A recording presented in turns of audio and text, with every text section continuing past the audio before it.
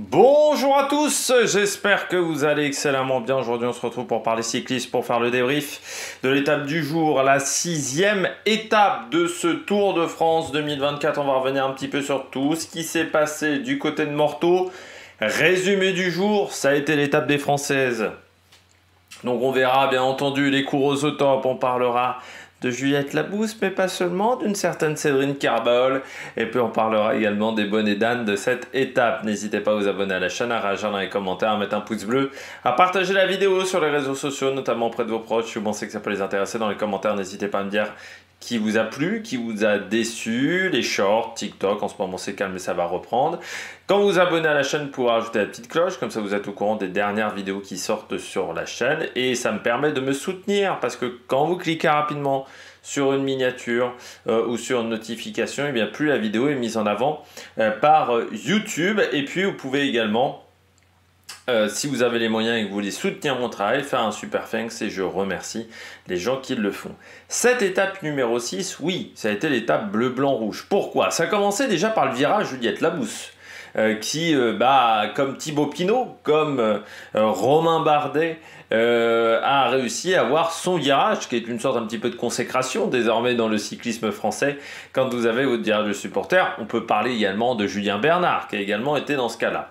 Et puis, il y avait bien un terrain qui convenait également à une des locales, Evita Music, qui n'était pas très loin. Alors c'est plus l'étape de demain, Evita Music, le début de journée de l'étape de demain, mais Evita Music est également pas très loin de cette région. Et puis vous aviez Cédrine Carbol, des bonnes jambes depuis quelques jours, Cédrine Carbol. Donc déjà le matin, on savait que les Françaises pouvaient être bien. Et puis c'était la grande question, la grande interrogation, Vollering. Hier, grosse chute, dans quel état elle serait? Bon, au final, c'était pas mal, Vollering aujourd'hui. Et puis bon, l'étape part, une grosse échappée qui arrive à sortir, avec notamment Marianne Vos, avec à l'intérieur Grace Brown, aussi la vainqueur de Liège-Bastogne-Liège et championne olympique. Il y avait Fisher Black aussi du côté de la SD Works. Enfin, c'était une belle échappée à l'intérieur de laquelle on avait également deux concurrentes françaises. Échappée qui n'a jamais pris énormément d'avance. C'est-à-dire que c'est vrai qu'on a été, je crois, à 2 minutes 30, 2 minutes 45. Je crois pas beaucoup plus du côté de cette échappée. Et surtout, on voyait bien qu'il y avait des équipes qui pouvaient avoir des velléités sur cette étape, notamment la Groupama FDJ, mais pas seulement. Il y avait UAE également qui roulait beaucoup. À un moment dans cette étape, il y a eu des grosses accélérations, ce qui fait que l'écart est tombé très vite à 1,30, à 1 minute. Et puis, les filles, en fait, ont été reprises assez tôt, hein, une quinzaine, vingtaine. Je crois que c'était 15-16 km de l'arrivée pour les dernières concurrentes. Et puis on a eu des attaques, notamment Juliette Labousse dans son virage. Il y a eu un contre après l'attaque de Juliette Labousse. On est quasiment au sommet de la dernière difficulté du jour. C'est à ce moment-là, alors qu'on sent que tout le monde a besoin de souffler, que vous avez Cédrine Carbol qui décide de partir, qui décide de sortir avec une concurrente de la Phoenix de Koninck. De la Phoenix, oui, si, c'est de Koninck, pardon, et là, eh bien, ça fait la différence à ce moment-là du côté de la course, parce que c'est vrai que la concurrente de la Phoenix de Koninck, Roy Akers, va très vite lâcher, n'arrive pas à tenir la cadence de Carbol, notamment dans la descente. Elle va faire vraiment une descente à tombeau ouvert. À ce moment-là, Carbol a plus de 38 secondes d'avance sur le peloton, parce que derrière ça se regarde un petit peu. Nevia Doma n'a pas forcément beaucoup de monde autour d'elle, ne veut pas forcément faire totalement l'effort seul. Alors heureusement, la Groupama, la FDJ Suez, pardon, va s'y mettre, suivie par une équipière de Nevia Doma qui va également faire le travail. Ça devait être Bradbury qui fait également le travail, sauf que on va avoir beaucoup de mal à revenir. On réduit un petit peu l'écart, surtout dans le dernier kilomètre qui était en faux plat montant, avec notamment des passages à 5-6%, donc qui n'était pas un dernier kilomètre facile du côté de Morteau. C'est là où surtout Cédrine Carbol va perdre un petit peu de temps, hein, parce qu'à l'entrée du dernier kilomètre, elle a encore un petit peu plus de 30 secondes d'avance, puis cet écart va se réduire. C'est vraiment dans les 2 derniers kilomètres même que l'écart s'est réduit entre le peloton et Cédrine Carbol, même si Cédrine Carbol était bien aidée par une équipière qui était Arzuffi, pardon, l'italienne qui était dans ce deuxième groupe et qui essayait de bloquer un petit peu les relais entre certaines concurrentes. Et puis à la fin, Carbol qui s'impose devant Marianne Vos et Eliane Lippert avec 21 secondes d'avance et qui prend la deuxième place du général juste derrière Katarzyna Niewiadoma, qui a été quand même pendant très longtemps assez discrète sur cette étape. Alors peut-être que l'objectif était de refaire un petit peu d'énergie avant un dernier week-end qui allait être compliqué. Première victoire française sur ce Tour de France, Madine, Tour de France avec Zwift. Dans les Tours de France faits avec ASO, la dernière victoire datait de Gianni Longo, et ça fait toujours du bien de rayer Gianni Longo des tablettes. Ça fait comme Laurent Brochard par exemple, ça fait partie des choses qui ne vont pas vraiment nous attrister plus que ça. Allez, on regarde tout de suite les concurrentes au top. Avant de regarder les concurrentes au top, la note de l'étape, j'ai mis là encore un bon 16 sur 20 parce que j'ai pris du plaisir encore à regarder cette étape. Bon, bien entendu, les Françaises étaient en forme, mais il y avait pendant très longtemps, il y avait cette petite bagarre échappée peloton. On se disait, ah, est-ce qu'on va les laisser partir? Est-ce qu'on va pas les laisser partir? Est-ce que ça va être la bagarre? Est-ce que Marianne Vos peut aller chercher le maillot vert? Et puis on a eu plein de bagarres. On a eu la bagarre pour le maillot à pois, la bagarre pour le maillot vert, la bagarre pour la victoire d'étape, la bagarre également pour le général. Il y a plein de bagarres qui se sont mélangées aujourd'hui dans les 60 derniers kilomètres. Donc moi j'ai pris beaucoup de plaisir à regarder cette étape comme la veille. Voilà, j'ai pris autant de plaisir. J'ai vu que certains n'avaient pas autant aimé. Moi j'ai pris j'ai bien aimé ce qui se passait à l'écran. Il y avait beaucoup de choses qui se passaient. Voilà, il y avait des attaques. Alors le réalisateur a raté l'attaque de Juliette Labousse dans son virage. Un petit peu fort quand même de rater ça, mais ça a été une belle journée du côté des concurrentes françaises, du côté du cyclisme également, parce qu'on a eu des belles choses. Donc voilà, une belle journée de cyclisme sur le Tour de France. Peut-être aussi que je mets un 16 sur 20 parce que c'est vrai que jusqu'à maintenant j'avais pas eu grand chose à me mettre sous la dent. C'est vrai que sur les 2 derniers jours il s'est quand même passé un peu plus de choses que sur sur les 3 premières étapes, puisque la 4e était intéressante aussi. Mais là, oui, pour moi, c'est un bon 16 sur 20. Je dois toujours faire le débrief de cette étape-là. Il y a aussi la présentation de la liste de départ de la Vuelta. Il y a enfin eu les dossards. Donc j'attendais l'arrivée des dossards pour pouvoir faire la présentation de la liste de départ. Allez, on regarde tout de suite les coureuses au top. Attaque de Marlou! La vainqueur du jour, bien entendu. On va commencer avec Cédrine Karbahol, la française. On parle beaucoup d'Evita Music dans les jeunes, c'est vrai. Il faudrait pas oublier tout simplement Evita Music, parce que on est quand même sur un prodige. Cédrine Karbahol, pardon, on est quand même sur un prodige. Quand on regarde ses performances sur les 2 dernières années, c'est une fille qui a commencé chez Arkea, elle était passée chez Cofidis.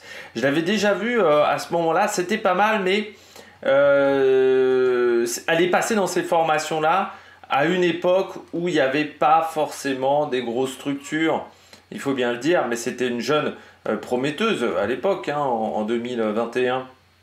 Elle a 20 ans, voilà, elle remporte le championnat de France Espoir du contre-la-montre déjà à l'époque, où elle bat quand même Maëva Skibon par exemple, Noémie Abgral, voilà, même une India Granger, Léa Curigné est battue.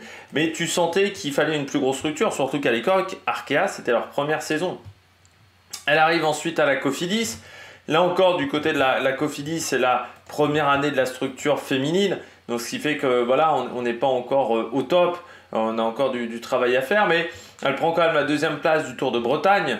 Qui à ce moment-là commençait vraiment à progresser beaucoup, et puis tu sens que c'est une fille, voilà, qui a du talent, c'est-à-dire qu'on la voit, on se dit en 2022, tiens, c'est une fille qui peut peut-être faire des bons résultats. 3e des Jeux méditerranéens notamment, 6e des championnats d'Europe de relais mixte aussi. Donc ça avait été très intéressant. Et puis 2023, là il y a un vrai changement de direction pour elle.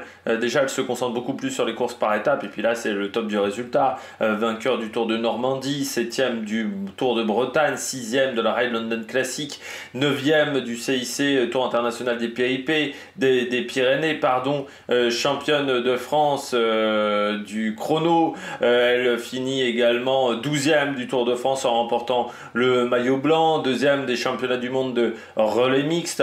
Elle finit également 3e du contre-la-montre, aussi au championnat du monde, et puis on la voit au championnat d'Europe. Elle remporte le relais mix, elle fait 9ème du contre-la-montre individuel, alors que la saison a été longue, et puis le début d'année 2024 a été juste sensationnel. C'est vrai, avec cette victoire sur la Volta CV Femeninas. Et puis ensuite, 5ème du Grand Prix de Chambéry, 9ème de la Navarra Women's Elite Classic, également une course importante. Vainqueur de la Durango et Macumen Saria. Elle prend également la 6ème place également du Tour de Catalogne. Enfin voilà, des très très bons résultats. Elle abandonne le Giro au bout de 3 jours de course, peut-être pas au top de sa condition. Peut-être aussi un peu chagrinée du fait de ne pas participer aux Jeux Olympiques, hein, parce que c'est vrai que pour moi elle aurait pu participer aux Jeux Olympiques. Cédric Karbol, et puis tu sens que là, quand elle arrive sur ce Tour de France, il y a une vraie envie. Elle avait fait le Crest-Brest Elite déjà pour se remettre un petit peu dedans. Puis là, depuis le début de ce Tour de France, elle est très très bien. C'est vrai que son contre-la-montre était très solide, mais même son approche de cette deuxième journée de course était très intelligente. C'est ça qui est fort avec Cédric Karbol, c'est cette maturité. Pourtant, elle a 23 ans. Elle a 23 ans chez les filles, c'est un peu plus compliqué chez les jeunes que dans les catégories élites. Il y a un peu plus de différence entre espoir et élite. Et c'est vrai que quand on voit à ce moment-là Cédric Karbol, à 23 ans, la manière dont elle a fait la deuxième journée en se disant je vais me mêler au sprint, tenter de prendre une place dans le top 15 pour avoir plus de récupération pour le contre-la-montre de l'après-midi, ça c'est l'une des rares à l'avoir fait. Derrière, elle a fait un super chrono, un petit peu plus compliqué à Liège, où là c'est vrai qu'elle elle a souffert un petit peu physiquement quand ça accélère. Elle n'est pas en mesure, comme la bouse, d'essayer d'accompagner ou éviter la musique. Donc elle perd un petit peu de temps parce qu'elle se retrouve dans un troisième groupe. En plus, elle se retrouve seule. Donc là, c'est dommageable. Hier, à Amnéville, elle est toujours bien placée dans le peloton depuis le début de la semaine. Donc elle ne se fait pas avoir par la chute, ce qui lui permet de reprendre du temps, même si elle serre un petit peu le moteur dans la montée finale. Et là, elle avait dit ce matin, quand j'ai entendu l'interview, elle avait dit les montées me correspondent mieux quand même, parce que là, c'est des montées un petit peu moins pentues, moins de pourcentage. C'est plus des montées, on va dire, de montagne classique. Et ça me correspond bien. Et on voit qu'elle attaque pile au bon moment. Et puis elle s'est dit aussi, là tu vois la maturité également de Cédric Karbol, parce qu'elle a dit d'habitude, je me fais souvent contrer. Et là j'ai décidé d'employer une autre tactique, une autre technique, c'est d'essayer d'attaquer la dernière. Et bien quand elle a attaqué, elle est partie au bon moment. Et puis après la descente. Énorme descente quand même de Karbol. Elle a pris beaucoup de risques, mais elle avait confiance dans son matériel, parce que dès qu'elle mettait de l'angle, bam, ça restait, c'était fixe, c'était droit. Elle mettait beaucoup d'angle au niveau du pneu. Le pneu résistait complètement à la charge et ça lui permet d'éliminer Roy Akers qui n'arrive pas à suivre le rythme. Et puis dans cette descente, elle prend beaucoup d'avance. Elle se retrouve quasiment à 40 secondes à 5 km de l'arrivée. Et puis après, derrière, c'est contre-la-montre. Elle sait qu'elle doit faire le contre-la-montre de sa vie. Elle coince un peu à 2 km de l'arrivée encore, mais c'est normal. Elle a 23 ans. Donc il lui faut encore un petit peu d'expérience. Mais là, oui, cette étape était assez fantastique de la part de Cédric Karbol. Elle a fait le job. Voilà, Cédric Karbol aujourd'hui, première Française à remporter une victoire d'étape sur ce tour. Je dis toujours, la France, c'est un peu la deuxième division du cyclisme féminin. Vous avez la première division, vous avez les Néerlandaises, vous avez les Allemandes, vous avez les Italiennes qui sont dans cette première division, les Américaines qui n'ont pas peur d'aller se battre les unes contre les autres. Et puis vous avez la France qui est un peu derrière la France, parce que pas forcément la densité sur les top concurrentes. Il y a encore quelques années, on n'avait pas beaucoup de filles en World Tour, en cyclisme professionnel. Ça a beaucoup progressé déjà avec l'arrivée des structures comme Arkea, Cofidis, l'amélioration de la FDJ Suez. Et c'est vrai que les filles ont vraiment progressé chez les filles. Les Françaises ont progressé très vite. Et là, on voit quand même des choses très intéressantes. Quand tu vois aussi Marion Brunel, qui a 19 ans, Julie Bégaud, qui était dans l'échappée à Liège-Bastogne-Liège, qui a 18 ans, ou bientôt 19, je sais plus. Quand tu vois cette jeune génération qui arrive, et Vita Musique, elle est pas vieille. Je rappelle que Juliette Labousse, elle doit avoir 25 ans. Donc c'est quand même assez exceptionnel, la génération, je dis toujours, qu'on a là qui arrive, c'est un peu comme les Belges au niveau du cyclisme en ce moment, où ils ont une génération vraiment de filles, de garçons avec un top niveau chez les jeunes, et nous c'est pareil, la génération là en dessous de 25 ans, c'est du très très lourd. Encore une fois, Cédrine Carbaol, elle a 23 ans, elle vient d'avoir 23 ans au mois de mai. Juliette Labousse, si vous regardez bien, Evita Music, elle doit avoir 25 ans, voilà, le 26 mai. Juliette Labousse, elle doit avoir à la 25, parce qu'elle est née le 4 novembre, donc c'est des filles qui sont encore extrêmement jeunes.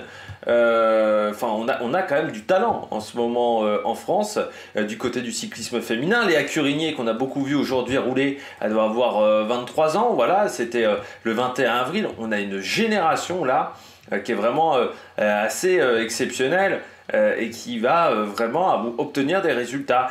Et je pense que si cette génération-là performe, on va passer de la deuxième à la première division du côté du cyclisme féminin. Et ça fait plaisir. Ça fait plaisir. Et Cédrine Carbaol en est une des responsables aussi. Et puis, j'espère que ça va motiver les jeunes filles à se mettre au cyclisme aussi. Parce que Cédrine Carbaol, il y a les résultats. Quand il y a les résultats, ça veut dire qu'ensuite, il y a des jeunes concurrentes qui vont se lancer dans les clubs, dans les écoles de cyclisme, et ça va forcément créer du niveau derrière, parce que forcément plus tu as de licenciés, plus tu vas avoir de densité sur le haut niveau. C'est très rare les sports où il y a beaucoup de licenciés et pas de sportifs excellents au haut niveau. Je dirais que l'une des rares exceptions en ma théorie, c'est le badminton, parce qu'on a beaucoup de licenciés en badminton et pourtant on n'a pas les résultats au niveau européen. Mais au niveau du cyclisme, on sait très bien que plus on va avoir de densité, plus on va avoir de filles, de jeunes filles qui vont commencer tôt le cyclisme, plus on va avoir les structures également pour ces jeunes filles, plus ça va être bon, plus on va avoir des résultats et on pourra concurrencer les Néerlandais. Je rappelle, les Pays-Bas, c'est un petit pays, alors même si on fait du vélo extrêmement jeune, ça reste un petit pays. Et la France est en mesure, je pense, dans les années à venir, de concurrencer les Pays-Bas, de concurrencer l'Italie, parce que le niveau commence à être vraiment très bon. Et puis forcément, avec toutes ces filles qui sont d'un niveau excellent, ça va les tirer vers le haut. Parce que les sélections au championnat du monde, les sélections olympiques vont être de plus en plus compliquées à aller récupérer. Parce que les places dans les équipes françaises vont être de plus en plus difficiles à avoir. Donc voilà, ça va être vraiment bien du côté de ces formations. Et moi j'ai trouvé que c'était vraiment une très très belle course aujourd'hui. Parmi les Françaises, bien entendu, on note la 9e place d'Evita Music, 10e de Juliette Labousse. Je voulais noter également dans les équipes françaises une Belge chez Arkea BNB Hotel. Je me demandais c'était quel. Moi je pensais que c'était Drummond du côté de BNB, Arkea BNB Hotel, et non, c'était Lotte Klaes, la Belge, qui a pris la 20e place aujourd'hui. Lotte Klaes qui est 25e au général, hein, donc elle doit être à quelque chose comme 2 minutes. Fille qui était l'année dernière au Stade Rochelet, chez Bingo également, en 2022, du côté de sa carrière, qui a commencé tard, hein, 31 ans, aussi Lotte Klaes. Donc voilà, encore une fois, il y a beaucoup de filles qui sont parfois passées dans d'autres disciplines. Elle a fait du triathlon, du duathlon, pardon, Lotte Klaes, donc forcément, c'est pas forcément facile. Et pourtant, Lotte Klaes avait été victime d'une fracture le 17 juillet dernier, c'est ce que je vois sur le site de Direct Vélo, avec une fracture du poignet du côté de la Belge, donc voilà, avec une chute à l'entraînement. Donc c'est bien ce qu'elle réalise pour le moment, en étant bien positionnée dans le classement du côté de la concurrente belge. Et ça vaut aussi que du côté d'Arkea, on progresse au fur et à mesure du temps. Je poursuis avec Marianne Vos. Elle a fait le job, Marianne Vos. Elle voulait le maillot vert. Elle a eu le maillot vert, Marianne Vos. C'était l'objectif du jour, du côté de la néerlandaise, du côté de la concurrente de la Visma Leasebike. Elle a vu sur ce Tour de France, pour le moment, elle n'arrive pas à jouer avec Zibus, elle n'arrive pas à jouer avec Charlotte Kohl. Elle a pris des places d'honneur, mais elle voit qu'à la régulière, elle ne pouvait pas aller chercher le maillot vert. Par contre, Marianne Vos, elle a une différence par rapport à ses concurrentes-là. Elle passe les bosses. Charlotte Kohl, elle passe pas un pont d'autoroute, hein, c'est vraiment compliqué. Petite coupure à cause d'un appel téléphonique. De toute façon, je n'ai pas décroché, donc je ne sais pas si c'était quelque chose d'important. Mais c'est vrai que, comme je le disais, voilà, avant d'être interrompu, du côté du cyclisme masculin et féminin, j'étais assez surpris de voir que Charlotte Cole a du mal à passer un pont d'autoroute parce que c'est vrai que souvent ces concurrentes-là ou ces concurrents-là sont souvent très musculeux. Souvent il y a des grosses cuisses. Je me souviens de Braun, par exemple, le coureur qui était chez Blanco. Il avait des cuisses, voilà, elles étaient énormes. Greppel, qui avait aussi un petit peu de mal à passer les bosses, c'était des très très grosses cuisses. Jacobsen, par exemple, est plutôt musculeux. Charlotte Cole, j'ai pas cette impression-là par rapport à Vibus. Je la trouve plus fine que Vibus. Mais après, voilà, bon, vous avez des concurrents qui n'arrivent. Le rythme d'une montagne, pour passer un col de montagne, il faut être très bon pour garder un rythme régulier, pour être très bon au seuil. Il y a des concurrents qui ne sont pas bons au seuil, tout simplement. Et donc, c'est ce qui fait peut-être la différence. Mais c'est vrai que Charlotte Cole est tout le temps en difficulté dans les montées. C'est même un truc qu'elle devra travailler dans les années à venir. Si les grands tours deviennent de plus en plus difficiles, bon, ça, il faut encore le voir. Mais il faudra être performant dans ce genre de situation, parce que sinon, ça risque d'être compliqué dans la suite de sa carrière. Mais Marianne Vos, elle passe correctement ces difficultés. Et c'est ce qui fait la différence. Elle nous l'a fait à la Tour Usoft, à la Sagan. Elle s'est dit, je ne peux pas gagner le maillot vert en gagnant les sprints, je n'arrive pas à gagner les sprints. Pas de problème. Il y a des points à les marquer sur les étapes. Je vais marquer des points sur les étapes. Alors hier, dommage, elle prend très peu de points au final. Parce que c'est vrai que c'était une étape qui lui correspondait beaucoup hier à Amnéville. Et elle est gênée par la chute, elle n'est pas dans le premier groupe. Par contre, aujourd'hui, elle s'est dit, je prends l'échappée, je fais tout pour prendre l'échappée, je fais tout pour aller gagner le sprint intermédiaire déjà dans un premier temps, et puis ensuite à l'arrivée, le dernier kilomètre me convient extrêmement bien. Donc si j'arrive à tenir dans la montée, et le fait d'avoir un petit peu d'avance va peut-être m'aider à tenir dans la dernière montée, eh bien ça peut me permettre ensuite d'aller chercher la gagne.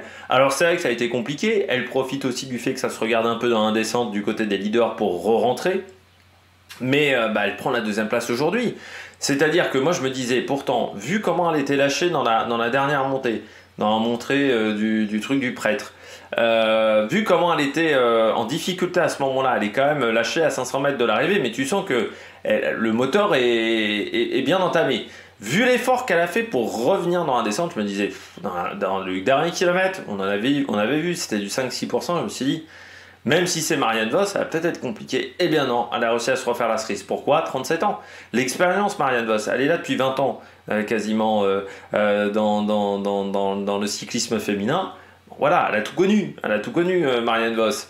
Elle a même changé un petit peu de style de concurrente, parce qu'avant c'était plutôt puncheuse grimpeuse, qui est devenue sprinteuse parce qu'en montagne elle n'y arrivait plus, il faut bien le dire, et qui a vraiment travaillé spécifiquement sur le sprint et le punch un petit peu sur les étapes un peu moyenne montagne, un peu pour Michael Matthews, parce que c'est vrai que moi j'ai connu l'époque où Marianne Vos dominait tout, mais tout à un point où elle était imbattable. C'était 10 Merckx, Marianne Vos. Aujourd'hui, elle s'est concentrée dans un domaine parce que le cyclisme féminin a évolué aussi. Quand elle a commencé le cyclisme féminin, tu avais 4-5 filles qui étaient professionnelles. Aujourd'hui, vous avez peut-être 200, 300 filles qui sont professionnelles. Je ne dis pas qu'ils gagnent correctement leur vie, mais qui sont professionnelles. Donc ça change complètement la donne. Et c'est vrai que du côté de Marianne Vos, remporter un nouveau maillot vert, ça serait un résultat énorme, surtout sans avoir remporté d'étape.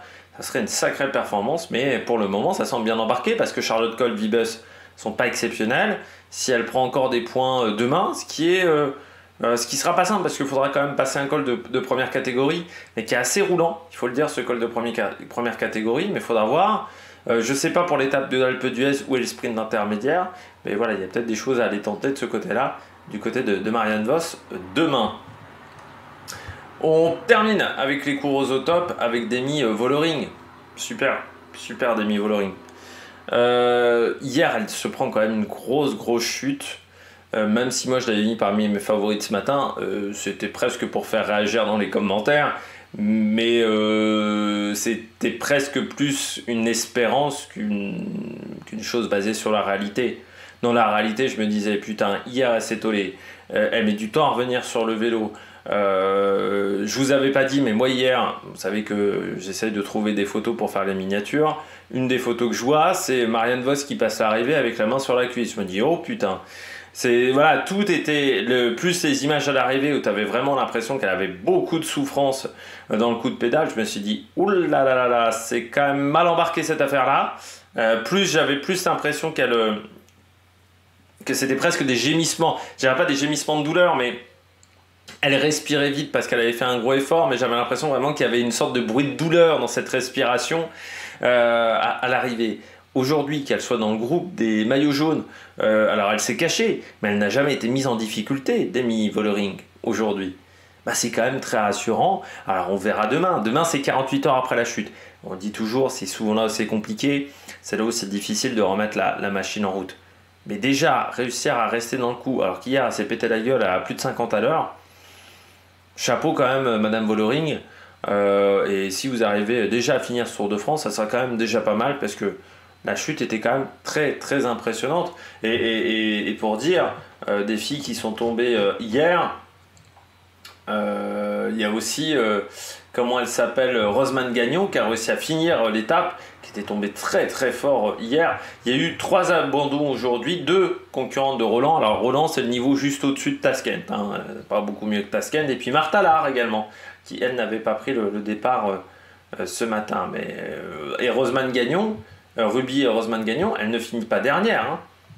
Ça, c'est fort de sa part. Donc, Mickey Dox, elle a fini quasiment hors délai. Hein. Elle était à 2 minutes 40 vraiment au niveau des délais. Donc, c'était très, très limite. Mais ouais, belle performance de Demi Vollering. Donc, je voulais saluer son abnégation et sa capacité à tenir dans une étape qui était compliquée. On regarde tout de suite les bonnes dames. Les bonnes dames du jour, pour continuer dans cette vidéo, je commence avec Ana Santesteban, la concurrente de la fondation de Laboral Cuccia Foundation Euskadi, je crois que j'ai prononcé correctement. Ana Santesteban, qui est une ancienne concurrente qui était chez Jaiko Alula, enfin Liv Alula, parce que non, l'année dernière ça devait encore s'appeler Jaiko Alula. On sait qu'elle a du talent, Ana Santesteban, et je me disais... Elle était peut-être pas forcément dans la bonne structure déjà, et je me disais, surtout en redescendant parfois d'un étage, on l'a vu chez les garçons, que parfois quand vous redescendez de première division à deuxième division, vous arrivez à vous relancer complètement. Ça vous métamorphose, voilà, ça redonne un deuxième peps à votre carrière, et je me disais, Ana Santesteban, je pense qu'elle a le talent pour faire pour avoir la même gestion. Alors la différence aussi, c'est que chez les garçons, quand vous passez de première à deuxième division, la descente de niveau est quand même un petit peu plus faible que quand vous passez de première à deuxième division chez les filles, parce qu'il n'y a que 2 divisions. Et je pense que c'est là où c'est le problème pour Ana Santesteban, c'est que la descente a été brutale, je pense. Est-ce qu'elle a été choisie ou est-ce qu'elle a été subie? Parce que ça change aussi la donne. Quand c'est choisi, vous arrivez à vous relancer facilement. Quand c'est subi, vous avez quand même du mal à relancer la machine. C'est quand même compliqué dans ce genre de situation. Et c'est peut-être là où il y a eu le problème pour Ana Santesteban. Mais c'est vrai que son Tour de France est compliqué. Elle n'est pas dans le tempo, hein, tout simplement. La concurrente espagnole, hein, seulement 68e à 8 minutes 12 pour le moment. Ouais, une étape encore compliquée. Bon, on voit depuis le départ, hein, elle n'est jamais rentrée dans le top 20. Son meilleur résultat, c'était 31e à Amnéville. C'est dommage parce que c'est quand même une fille qui a eu des résultats, notamment au Pays Basque, sur les championnats d'Espagne, 6e, sur le Grand Prix féminin de Chambéry, également en France, 2e de la Women Cycling Pro Costa de Almeria. Mais l'année est quand même moins bonne. Quand on regarde ses résultats, un peu moins bonne que 2023, je trouve. Et c'est vrai que chez Jaiko, elle avait eu des résultats, notamment sur les grandes courses. 8e du Tour de France l'année dernière, par exemple, 10e du Tour d'Italie. On l'avait vu également sur Liège, où elle avait pris la 12e place, alors qu'à ce moment-là, elle avait assez peu de jours de course dans les pattes. C'est vrai, je me disais à 33 ans, tiens, ça peut être le bon moment pour se relancer, pour retrouver un second souffle. Là, c'est un petit peu compliqué. Alors, c'est aussi une fille qui est dans le cyclisme depuis 2009, hein, donc elle est là depuis depuis extrêmement longtemps, notamment elle est passée chez Cipollini, elle est passée chez, déjà dans cette structure qui s'appelait avant Biscaya Durango, je crois. Non, cette équipe-là s'est arrêtée, elle était dans l'équipe Biscaya Durango, qui était une autre équipe espagnole. Donc ouais, elle est passée par beaucoup de structures. Elle est passée même par une structure, le team IMPA, qui n'a pas duré longtemps, je crois. Ce team IMPA, il a duré que 3 ans. Où il était avec Arzoufi, par exemple. Où elle était avec Ryabchenko également. Et puis chez Ale Cipollini aussi, où elle est restée quelques années dans cette structure, avec notamment Bastianelli, Romy Kasper. Il y avait également Zwinkels qui était là, qui était très jeune. Et là, c'est vrai que c'est beaucoup plus, et qui est maintenant la structure UAE Team ADQ. Mais là, c'est vrai que c'est compliqué pour elle. C'est compliqué, elle n'arrive pas à avoir des bonnes jambes cette année, elle n'est pas vraiment dans le coup. Je trouve qu'elle a pas le même peps que les années précédentes. Pourtant, elle, c'est vraiment le profil pure grimpeuse. Donc là, aujourd'hui, ça aurait dû mieux se passer, puisque c'est 1m60, 48 kg. Donc c'est vraiment le physique de montagne. Mais ouais, peut-être un peu de démotivation. Enfin, je sais pas, elle n'arrive pas à relancer la machine. C'est un petit peu dommageable, voilà, pour elle. On passe au deuxième bonnet d'âne. J'ai mis Cécile Trup-Ludwig. Là aussi, du côté de la FDJ, aujourd'hui on ne l'a pas vu, on a vu les Curigné, Grace Brown, mais Cécile Trup-Ludwig, elle n'arrive pas à passer un relais, alors que pourtant Grace Brown était dans l'échappée et elle n'était pas forcément au top physiquement, mais c'est une année qui est très compliquée pour Cécile Trup-Ludwig. Elle est tombée sur les Jeux Olympiques, elle est tombée sur ce Tour de France, elle était tombée également sur le Tour de Suisse. Au mois de juin, beaucoup de jours, seulement 34 jours de course dans les pattes, alors que c'est une fille qui a commencé en janvier avec le Down Under où elle avait gagné à Stirling. Mais en fait, oui, quand on regarde, à part le Tour d'Italie où elle prend la 8e place, ce qui était pas mal, mais il y a eu beaucoup de chutes, peut-être du mal à relancer la machine après le Tour d'Italie. Aux Jeux Olympiques, c'est vrai qu'elle tombe, c'est une fille qui tombe beaucoup, Cécile Trup-Ludwig, et au bout d'un moment, ça a des conséquences au niveau physique. C'est aussi une fille qui est en fin de contrat à la FDJ Suez et qui, je pense, sait bien que ça va être compliqué d'être renouvelée en termes de contrat, parce que vu les rumeurs, déjà ils ont recruté Juliette Labousse, ça c'est déjà un premier fait. Vu les rumeurs d'Amy Vollering, tu sais très bien que quand tu t'appelles Cécile Trup-Ludwig avec le salaire qu'elle demande quand même, parce que c'est une fille qui a un petit palmarès, tu sais très bien que ça va être compliqué de rester dans cette formation. Donc ça veut dire que je pense qu'avec son agent, elle doit travailler à essayer de se vendre peut-être chez Movistar, Lidl Trek, chez EF, dans d'autres structures. Peut-être chez Ono X aussi, en passant, parce qu'elle est danoise. Et c'est pas toujours évident dans ce genre de situation, quand on arrive juillet, août, qu'on n'a peut-être pas encore trouvé la solution miracle, qu'on n'a peut-être pas encore le contrat, de rester concentré complètement sur le cyclisme. Et c'est peut-être ça le problème pour Cécile Trup-Ludwig, c'est qu'en ce moment elle va avoir bientôt 29 ans en passant. C'est compliqué pour elle parce que je pense qu'elle doit se dire je sais pas de quoi mon avenir va être fait, je sais pas où je vais aller, peut-être qu'elle a 2, 3, 4 offres sur la table, alors qu'un tracteur est en train de passer sur la route. Et ça peut être compliqué à gérer. Ça peut être très compliqué à gérer quand vous êtes en proie au doute. On a vu d'autres concurrents, notamment chez les garçons, avoir parfois des années compliquées lorsqu'il fallait changer d'équipe parce que tu avais 3, 4, 5 propositions et que tu ne savais pas laquelle choisir. Tu ne savais pas laquelle était la meilleure et tu étais un petit peu la tête ailleurs. Et bien c'est peut-être ce qui arrive en ce moment à Cécile Trup-Ludwig, mais c'est vrai que c'est quand même une fille qui a tendance à tomber régulièrement. Pour tout vous dire, normalement ça fait quand même depuis 2020 qu'elle est dans le top 10 au niveau des points Pro Cycling Stats, et là elle est seulement 49e pour le moment en 2024, malgré une 8e place sur le Giro et une victoire sur le Down Under, sur une victoire d'étape sur le Down Under. Donc ça montre bien que l'année n'est pas évidente pour elle sur les autres courses. Elle est aussi au service assez souvent des Vitamusic notamment, mais elle est tombée notamment avec Newsblatt aussi, où elle a dû 3 mois de pause. Donc c'est depuis le début de saison, elle a eu déjà 2 périodes de pause pour blessure.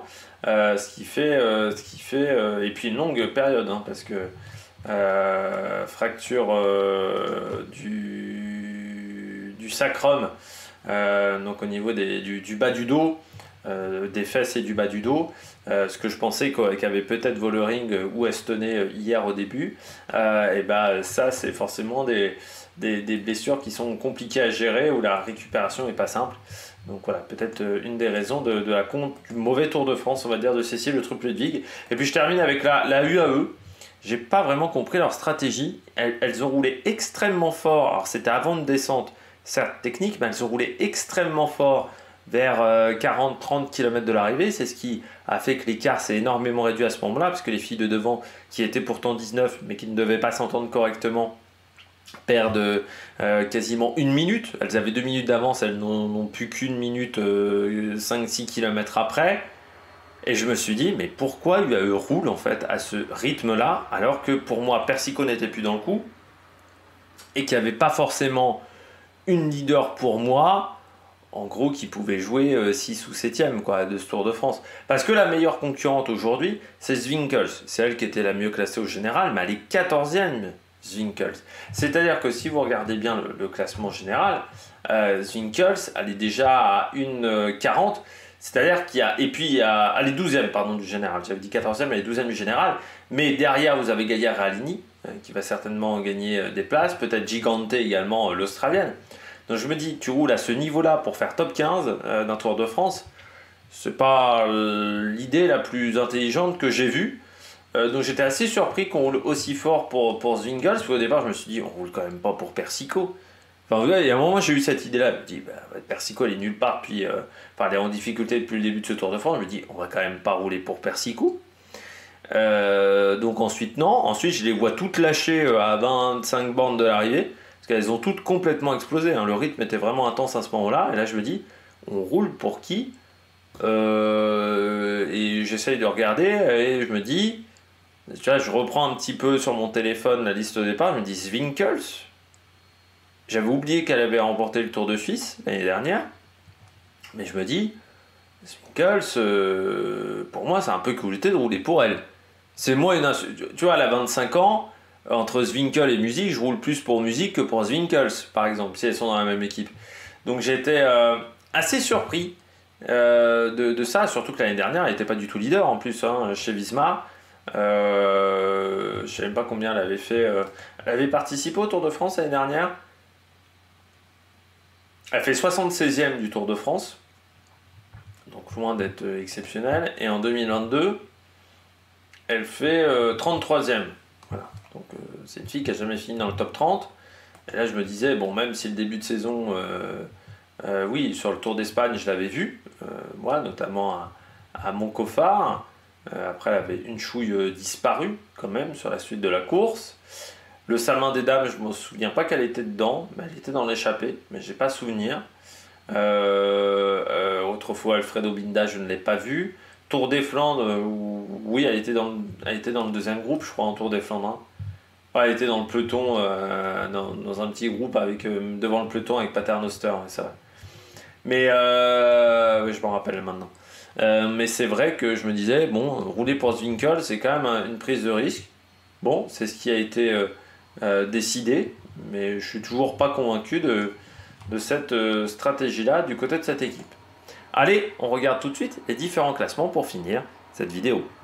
On regarde tout de suite le classement de l'étape du jour. On commence avec Cédrine Kerbal, vainqueur de cette étape, devant donc à 21 secondes Marianne Vos, Liane Lippert, donc Swinkels, Lucinda Brand, Neviadoma Peters de Jong, qui fait une bonne course hein, pour le moment. Thalita de Jong, j'en ai quasiment pas parlé, j'en ai même pas parlé à part quand j'avais mis parmi mes favorites le premier jour. Mais Thalita de Jong, toujours dans le top 10 du général, hein, la concurrente de la Lotto Destiny, donc ça c'est vraiment bien, devant Evita Music et Juliette Labousse. Dans ce classement, Gaia Realini encore une fois dans les dernières du groupe de tête. Sarah Gigante, elle a encore perdu un petit peu de temps. Grace Brown, on retrouve Ludwig, voilà un petit peu derrière. Et puis Marion Brunel, qui finit quand même à 1 minute 31, hein, concurrent de la Saint-Michel Mavic Aubert 93. Du côté du classement général, pour le moment, c'est toujours Neviadoma qui est en tête, mais qui a perdu un petit peu d'avance sur sa concurrente la plus proche, vu que désormais ce n'est plus Faulkner, mais Kerbal qui est à 16 secondes. Faulkner à 19, Peters à 22, Juliette Labousse à 56 secondes, et puis derrière, comme je le disais, Talita de Jong à 1,04, 1,07 pour Vandenroy. Rouy Jekers, qui a un peu souffert dans la roue de Kerbal, est à 1,08. Lial Nippert 9e à 1,16. Vollering à 1,19. 10e. Lial Nippert lui est passé devant avec des bonifications certainement qui lui ont permis de passer devant Evita Music, toujours 11e à 2 secondes de Vollering. On retrouve ensuite au niveau du classement du maillot vert, donc Marianne Vos qui a pris 25 points d'avance sur Charlotte Cole. On retrouve ensuite Vibus, Neviadoma, Atto Salo et Kerbal qui rentrent à la 6e place de ce classement. Du côté du maillot à pois, c'est Justine Guéquireux qui est en tête avec 3 petits points d'avance sur Pic Peters. Persico 3e avec 13 points. Et puis on retrouve ensuite Castoline avec 8 points. Neviadoma avec 8 points également, 5e. Du côté du classement du maillot blanc, Pic Peters en tête avec 45 secondes d'avance sur Vandenroy. Pour l'instant, elle n'a pas encore l'avance qu'avaient Remco et Evenepoel du côté du maillot blanc chez les garçons. Marion Brunel est 3e devant Bradbury et Fenn Van Empel. Et puis du côté des classements par équipe, Lidl Trek en tête avec 4,22 d'avance sur la FDJ Suez. Adjane sur Hans est 3e à 5,57. Deuxième équipe française, c'est Arkea qui est 14e, qui a gagné 2 places. Saint-Michel, quant à eux, sont 17e. Cofidis, 19e. Dernière équipe, c'est Roland. Luc Taskent n'est plus dans ce classement à 1h29, 32,3. Et puis la lanterne rouge avant ce dernier week-end, eh bien, c'est Mickey Dox qui est à 1h15 quasiment, 131e. Et ces 3 concurrents de la Lotto Destiny qui sont aux 3 dernières places. Vous avez Dox, Bastien Hansen et Ntila, également la finlandaise.